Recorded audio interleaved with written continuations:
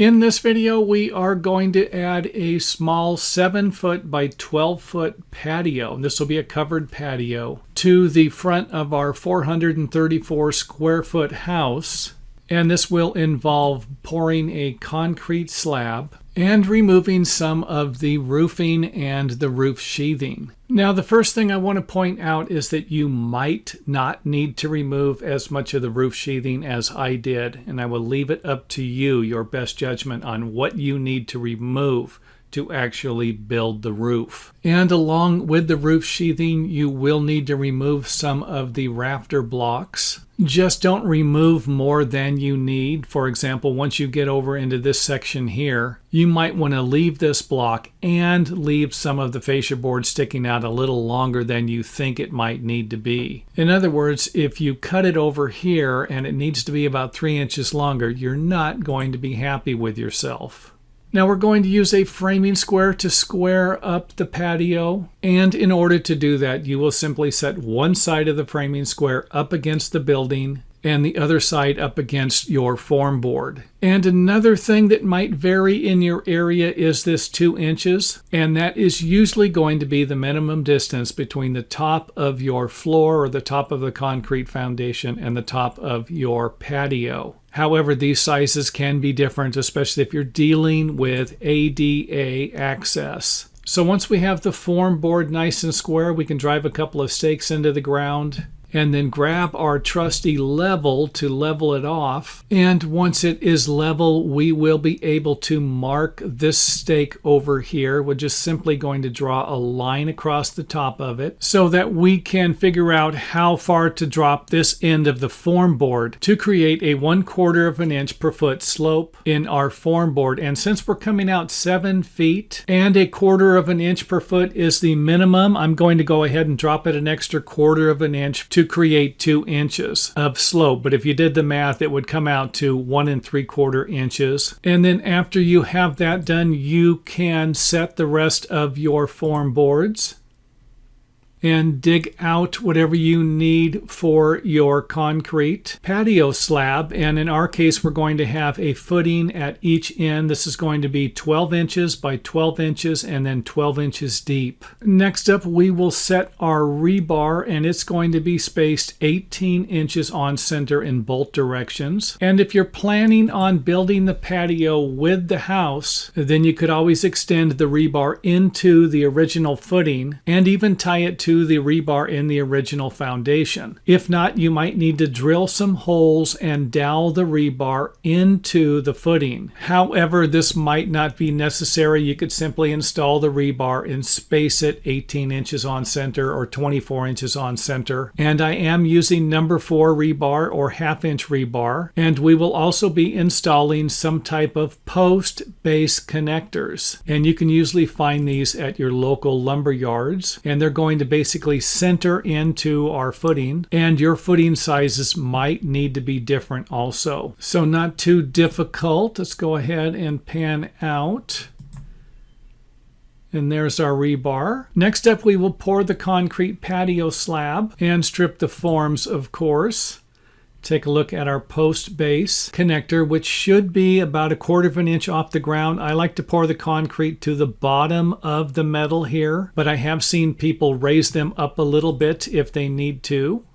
Now, in order to figure out the height of the posts that are going to sit in the connectors I just showed you, I think you could actually just grab a 2x4, set it on top of the patio foundation, and then go all the way up to the top of the wall, and then subtract the height of the beam from either the 2x4 or the measurement that you got. And in our scenario, we are going to be using a 4x8 beam. And my thought for something like this is the fact that we have 1/4 of an inch slope on the patio slab already. And if we want the roof to slope 1/4 of an inch per foot, then we can use this measurement right here to create 1/4 of an inch per foot slope on the bottom and the top. And you should always check the measurement. Here we have 7 foot 7 3/16, and I believe most building codes require a minimum of 6 foot 10 inches. So in reality, we have plenty of room here. If I wanted to change the pitch of the roof to a 1/2 inch per foot, all I would need to do is take 2 inches off the top of the post. If I wanted to make a 1 inch per foot slope, I would simply adjust the post accordingly, and I believe that would be 6 more inches. And that would still provide us with over 7 foot 1 inches of headroom clearance and help the water drain off of the roof a little faster. And of course, make sure that you have all of these calculations done before and not after you install your post. However, it might be better for you to put the post and beam into place if you're having a difficult time wrapping your mind around what I'm trying to do to figure out the slope of the roof rafters. The next step will be to place some type of a straight edge or your roof rafter or even a 2x4 or a 2x6 on top of the beam and on top of the framing plates to check the slope of the roof rafter. So not going to be too difficult to do. Just simply grab a level, and in this case we're using a 2 foot long level, and if we have a 1/4 of an inch per foot slope, then the distance between the bottom of the level and the top of the roof rafter should be a 1/2 of an inch. And for example, if we had a 1 foot long level, then the distance should be a 1/4 of an inch. If we had a 4 foot long level, then it should be 1 inch. And another thing I do when building patios like these to speed up the process will be to nail one of the roof rafters into place at each end and then level or vertically plumb up the posts so that they are plumb in this direction or vertically straight. And even though I showed you this method, you might be better off just simply bracing all of the posts up and plumbing up the posts in both directions by using some type of bracing like this. And then setting your straight edge or your roof rafters on top to check to see if it's got the right slope. And again, use whatever is easier for you. So now let's go ahead and take a look at the connection here, where you will need to make sure that it is lapped on the right side, or should I say the correct side of the ceiling joist, because I actually built this model and had them lapped on the wrong side. And I will show you what I'm talking about here in a few seconds. And here is another cut you might need to get creative with. You can install the patio rafter like this and then notch around it, or just have the patio rafter sitting on top 1.5 inches or 2 inches. Keep in mind that the minimum distance that a rafter can sit on top of a framing plate is probably going to be 1.5 inches. So another thing that might help you when building your patio roof. And just another view to show you that the gable studs will also help to support the rafter here if for whatever reason you believe you might have cut too much out of the rafter and it doesn't seem like a nice structural connection. Next up, we will install all of our roof rafters and our pressure blocks, and we're going to set the blocks on top of the beam, and they are going to go even or flush with the outside of the beam. And all of our roof rafters are going to be 16 inches on center, and they are not going to have any seat cuts notched into them because the slope of the roof isn't really that steep, or steep enough in my opinion to require one. But again, I will leave that up to you if that is a design modification you want to install on your project. Now let's take a look at the blocking here.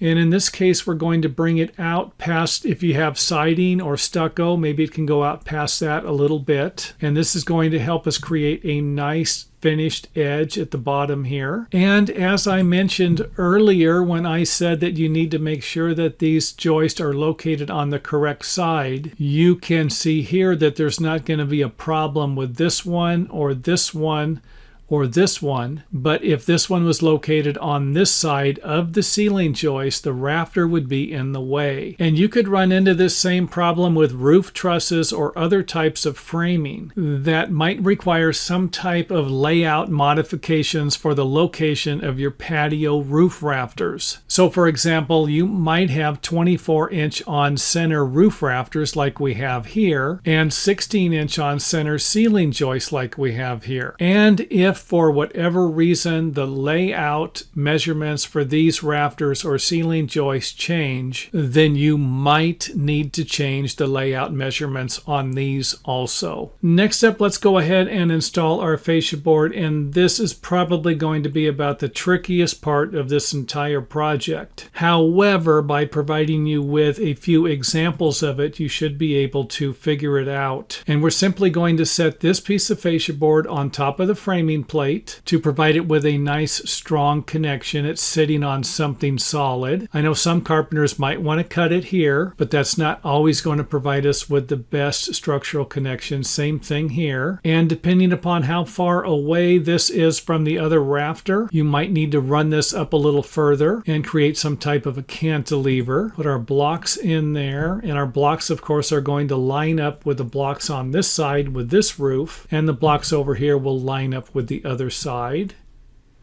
We can see here from the bottom how they're lining up and how they are lining up on the other side. So we have a nice clean finish there. And since this is only about 8 feet, I'm not worried about putting any outlookers in here. And I've done this plenty of times where it seemed like it was nice and strong. View of the blocking and the fascia board there, using 2x8 for the fascia board. And this might be a more difficult cut for you to make, and I might even make another video on that. And if I get enough people requesting it in the comment area, I will definitely make another video on how to join these two pieces of fascia board together. And of course, the final phase for building a patio like this would be to install the roof sheathing. Except for the fact that I ran into a problem here. Now, I didn't modify this. I could have easily made this plywood bigger with my modeling program, but I didn't want to do that. All of this stuff is to scale. And when I was all done installing the plywood here, I'm almost an inch short if I line it up with the front here. However, since the fascia board is 1.5 inches thick and I'm still going to be able to get my perimeter nailing in here, I could simply move the plywood back, put a rip strip in the front, and everything should work out just fine. So this would be one way to solve this problem. Another thing you could do would be to simply grab your measuring tape and measure from here to here and see what the measurement is, because you might be able to just bring the fascia board back 1 inch or 2, whatever you need to solve that problem. And hopefully that makes sense. Now I'm going to go ahead and go a little faster through this section of the video because it's running a little long. So another thing you can do will be to extend the length of the patio roof rafters so that you can get more nailing into the ceiling joist or the roof trusses, whatever you're going to be nailing it into. And another method might be to extend the block here a little farther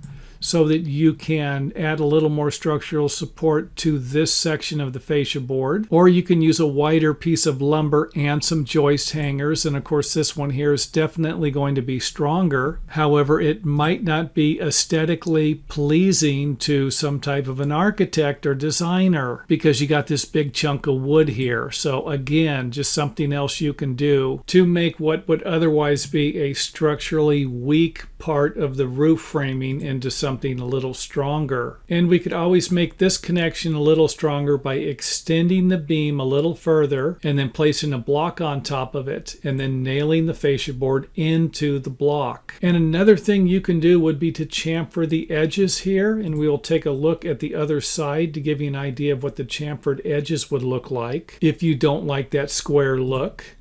And here we've extended the beam a little further past the fascia board so that the fascia board sits on top of the beam. And that is it for the video. Let's go ahead and wrap it up by just providing you with a few more views.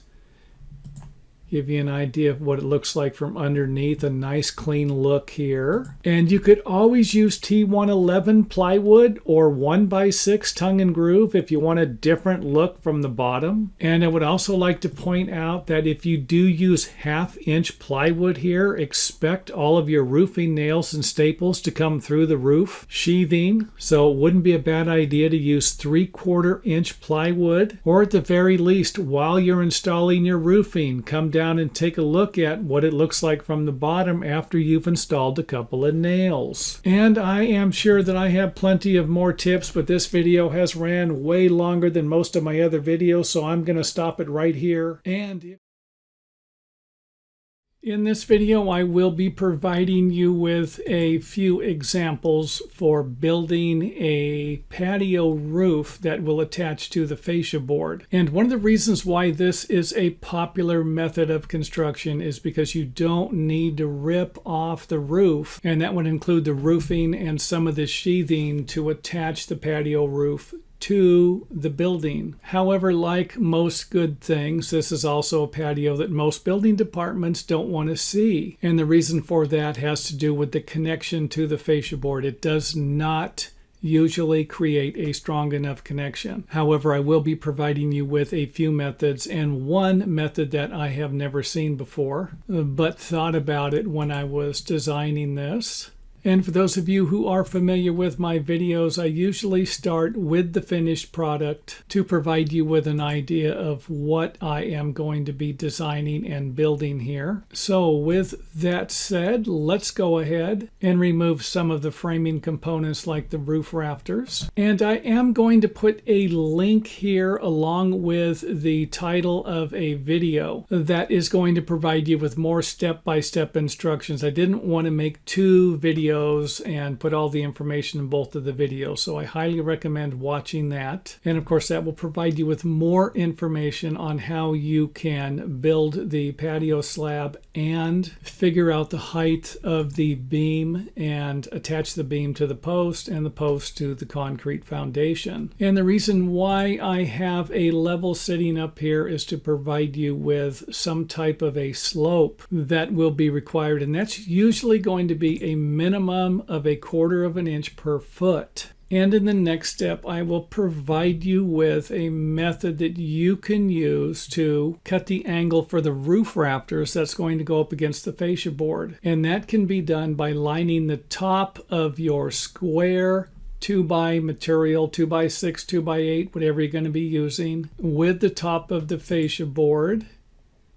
And then while holding the roof rafter in place, you're simply going to grab a 2x block. This is a 2x4, and then place one edge of it up against the fascia board so that you can mark it. So not too difficult, top of the roof rafter with the top of the fascia board. And then we're simply going to trace a line right here, and that will be the line that we're going to use to cut our roof rafter, so that we will be able to attach it to the fascia board. And I've seen this toe-nailed, I've seen it in-nailed to the fascia board. I will leave that up to you. Probably going to be better to use some hangers or some type of building hardware. And of course, I will provide you with an example of that here in a few seconds. And in our example here, we laid out the roof rafters at 16 inches on center, and they will need to be toe-nailed to the beam along with some blocks. And the blocks should also be attached to the beam. And then after that, we can install the fascia board on our 10-minute patio, huh? Wish it was this easy. And of course, I wanted to show you the difference here. You might need to notch a section of your fascia board, because if you don't, it will look like this. Let's go ahead and take a close-up look of that. So again, we just simply cut this, so not too difficult. You can grab a straight edge and place it up against the fascia board to get the line here, or you can just simply cut a line, whatever you feel like doing, or you can leave it, or in some cases you can raise the fascia board, but I'm not going to go into that detail. And then install your roof sheathing, and you are done with your patio, or should I say the patio framing, because now it would be time to paint it and put the roof on. And for those of you looking for a little stronger connection, you can always use a hanger. And it's going to be better to notch the bottom of the roof rafter, something like this. However, I have seen people just simply put hangers on, and then of course there would be a gap here. And this will also depend upon the fascia board and the pitch of the roof, because if you have plumb fascia board or fascia board that is vertically level, then you're going to be able to use a square 90-degree angle here to make the connection. So again, not going to be just like the pictures in this video all the time. And for a better connection on this end, you might want to use 2 framing anchors. And you might even be able to use a hanger. However, I don't know if that's going to be the best option. And we can always use a strap to connect the patio to the existing roof. And it's probably going to be better to have the straps at least 4 foot on center minimum.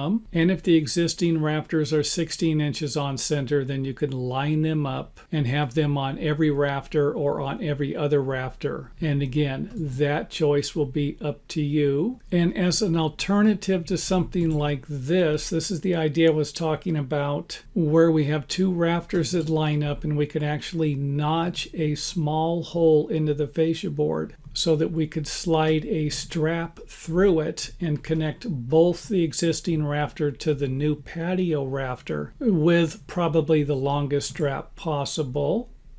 And you could always use a framing anchor or some other type of building hardware to get a better connection between the new fascia board and the existing fascia board. And now for another reason why people don't build these patios, and that's going to have to do with the headroom height. And of course, you would need to check with your local building department to verify what your local building codes are for the minimum headroom height for an exterior beam or a patio roof cover. And as you can see here, we are at 6 foot 9.5 inches. If the building department requires 6 foot 10 inches, then you might need to make a smaller patio or somehow make some modifications to the floor to make your local building department happy. Now, this, of course, is another reason why people don't build patios like this. However, I remember one time talking to someone who built aluminum patio covers, and they were allowed to go a little bit lower. And again, that would be something you would need to check with your local building department. So I hope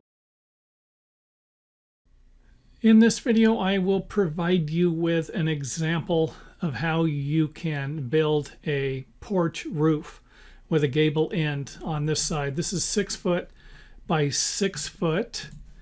And I'm going to do something a little different. This isn't a real common method. I don't see it used a lot, but it can actually provide you with something that could be a lot less work and something that you won't have to do a lot of structural repairs to your house. So what we're going to do is raise the porch this time. And I'm going to make other examples. I will put a playlist together when they are done and link them to the video here, either in the back or in the video description page. But here you can see where the gable roof porch goes up a little higher. It sits on top of the house. It's really not sitting on top of the roof. It's still sitting on top of the beams here. A portion of it will be, a small portion of it will be sitting on top of the roof. But this way here, you can keep your original fascia board. And again, if you don't like the design, don't do this. Just kind of thinking out loud here with something. And you can see we got 2 4x6 beams with a 2x4 rafter tie. You can see right here is where the rafters are going to go. A couple of post to beam connectors. And of course, this is simply going to sit, the beams are going to sit on top of the wall framing. Now, sometimes when we do a porch like this, we have the beams here, the supporting beams, a little lower, and we notch them around the framing plates, or we butt them up against the wall and use some type of a hanger support, or we're still ending up notching the wall framing plates out for the beam. So, and again, I'll have more examples of that in a future video. So here, just sitting on top of the wall framing plates. We don't need to remove all of the blocking. I just removed them here for viewing purposes to make sure that you could see how the beams were sitting on top of the wall framing plates. Now, something else I need to point out here is that you might need a larger header. You can see here where I put a 4x4 support post underneath the wall, or in the wall framing, but underneath the post. And over here, I put a couple of more 2x4s, just nailed 2 2x4s together right here to help support the weight or distribute the weight from the porch beam down. So you might actually, if you have a 4x4 header, you might need to make it a 4x6. And again, I'm just speculating here. Obviously, if you have a 12-foot opening here, and this is going to be in the middle of the opening, and you have a 4x10 header or something like that, you might need a 6x10. I'm just throwing that out there. Be aware of that when you are building your porch. Be aware of what the roof beam is actually going to be sitting on and how the load is going to be distributed through the wall framing down to the foundation. Now let's go ahead and pan away here, get a different view. We can see here how the post and the beams, everything is connecting together. This is going to be the core load-bearing structure of our roof. And our plywood here, you're not going to need to remove your plywood. I say this, you might not need to. You might not need to remove all of it. It all depends on how you're going to be attaching the beam to the wall framing. So in this example here, you could cut an opening to where you can slide the beam through it, but how are you going to attach it on the other side? If that's going to be a problem, you might need to remove some of the wall sheathing. Let's go ahead and throw our roof rafters in there. We have 2x6 with a 2x8 ridge, and our fill area are blocks 2x6, and your rafters might need to be smaller or larger depending upon your project. Remember, this is not structural engineering. I cannot tell everybody what size lumber to use on your project. Just kind of throwing something out there with some materials that might work for your project. If you have areas, you live in an area where it snows, these might need to be 2x10 for all I know. Now we are going to need two rafter ties. I think I just had one in there originally, but I realized that I'm going to need another one. 4 foot on center is usually the code, and unless you're going to use it somehow, if you're going to build a wall on top of this to put some siding on or something like that, then you might be able to get away with that. You might not need a rafter tie in there. Throwing out another view there, and the fascia board, nice mitered cut there. Everything looks nicer on the computer. I shouldn't say everything. I'm sure there are skilled craftsmen out there that can make it look even nicer. This is usually 1 inch to 1.5 inches. This is allowed. This space here is so that you can run your roofing materials under it. So you might not need as much room for composition shingles. Maybe you only need 1/2 inch. For tile, you might need 2 or 3 inches. That will all depend upon the roof. Usually in a situation like this, the roofing material goes underneath this section, and then this stuff here goes on top so that all the water will transfer down and won't be a problem. No roof leaks. We don't want that. And you can see here what it looks like with the roof sheathing. Nice and tight here. The sheathing will nail into this nailer here, and probably finish something like this. And that, my friends, is the end of this video. So here is another video that might be helpful for anyone who's planning on building a porch extension like this and would like it to match up to the existing fascia board. And of course, that's going to depend upon how large your rafters are, where you position everything. So pay attention here if you're going to build something like this, because the rafter size is what's going to help you create the same dimensions. For example, if you have a 2-foot overhang on the outside and you would like to have a 2-foot overhang on this side, then the rafters are going to need to be the same height. And you'll see what I'm talking about here in a few seconds. Go ahead and take the sheathing off, roof rafters. Now I do have some videos. I'm going to put some links in the video description box and on YouTube. And the first link will be for the original house if you wanted to see what that looked like. And the second link will be for a video that I just made about a month ago showing how to build this exact same porch, but go on top of the roof. Make it a little higher, go on top of the roof to make it a little easier for the homeowner.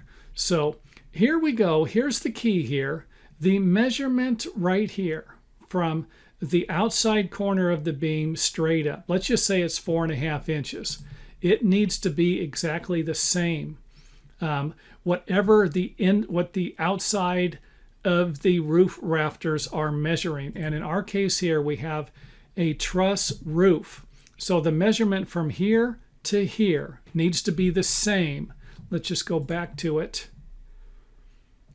As here we are on the outside, as from here to here, to match the fascia board. Now, if this is a little higher or a little lower, then your overhang is going to be a little smaller or a little longer. So if the existing house has a 2-foot overhang, then, and you want to keep it the same, then this measurement right here is going to be critical, going to have to be the same. It can be off a little bit, maybe even 1/8 of an inch, but other than that, it can start to push the fascia board out or in, depending upon how far off you are. Now, here's something else I want to point out.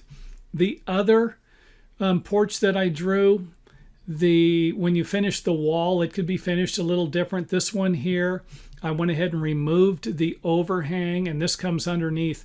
And we need to have some type of a wall that's even with the lower wall here. And these roof rafters will provide us with that, as long as we line up the face or the edge of the rafter with the wall framing, because we might want to finish the top. It depends. If you're going to put a ceiling on this isn't going to be important. If you're going to paint the bottom of the roof rafters, maybe you're going to use plywood for your sheeting, maybe some 1x6 shiplap or TNG, something like that, and you need to finish the edge, then it's going to have to be framed like this. Let's go ahead and take some of the plywood or the OSB away there, give you an idea of how the valley rafter here is going to connect. And you might have to cut the existing roof framing like we did here, and then install some blocks so that everything looks like it's part of the deal here. And you can always use 2x4. I use 2x6 here. You can always use 2x4. Just make sure that it's the right height. And the other end here. Now, I did put some shaped blocks in here so that I could get the plywood nailing for the existing house. This is probably going to be a good idea. Toenail them into the framing plates. And of course, you can always use some building hardware. Some flat A35s or Tico clips would be fine. Put the sheathing back in. Of course, this would need to be nailed. Perimeter nailing, possibly 6 inches on center. View from above, we got 2-foot on center rafters with a 1-foot overhang, 2-foot overhang here, and our valley fill. Our ridge, our rafter ties, and I don't have any collar ties in something like this. It's you can put them in, maybe you can always put a strap over it. Remember, a strap will do the same thing as a collar tie. What strap, I can't really provide you with that information, because why? For those of you who have been watching my channel long enough, because I don't like to give structural engineering information out that could get someone in trouble, especially me and you, if you don't really understand what I'm saying. Because I can provide people with structural engineering information. I just can't provide them with information that's going to work in every situation all around the world. So that's it here. And hopefully this helped. I am not going to be providing you with step-by-step instructions on how to build something like this, but I do realize that a lot of people, all they need is a little bit of information to help them do the project. And if this was enough information for you to do something like this, make sure you let us know. Hit the thumbs up button, leave a comment in the comment area, and let us know how much you appreciate the video.